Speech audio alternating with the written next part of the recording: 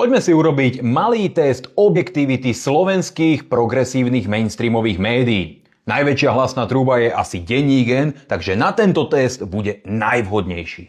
Skúsme do vyhľadávača v denníku N napísať meno jedného Američana. Volal sa George Floyd, bol to kariérny kriminálnik, ktorý opakovane celý život páchal rôzne zločiny, bral drogy, vspieral sa zatknutiu a pri jednom z takýchto zločinov prišiel o život, pretože sa predávkoval drogami. Samozrejme, George Floyd spôsobil masívne protesty po celom svete, pretože tieto slniečkárske progresívne médiá vyvolali vášne.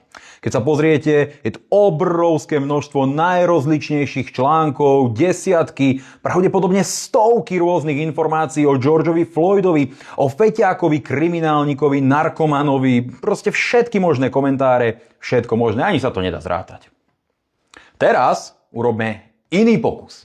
Napíšem do vyhľadávača meno Irina Zarucká. Mladé ukrajinské dievča, ktoré žilo v Spojených štátoch, slušne pracovala, nepáchala nejakú kriminalitu a bola chladnokrvne, bez dôvodu, pravdepodobne len preto, že bola beložka, ako to povedal sám kriminálnik na tom zábere, ktoré prišiel z bezpečnostnej kamery, prišla o svoj život v USA a média to prakticky nezaujíma. Napísal som tam Irina Zarucká.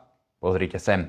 Možno som urobil chybu, skúsime napísať Irina s tvrdým I, aby som nekryjúdil denníku N. A?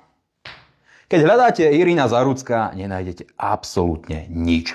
Pretože realita je taká, že keď ide o životy tvrdo pracujúcich ľudí, ktorí sa previnili len tým, že sú bieli a že nie sú feťáci, narkomani, rôzni zločinci či progresívci, absolútne to týchto novinárov nezaujíma.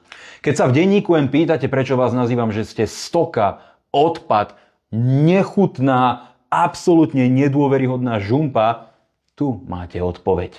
A všetkým ľuďom odporúčam, neberte tú stoku vážne.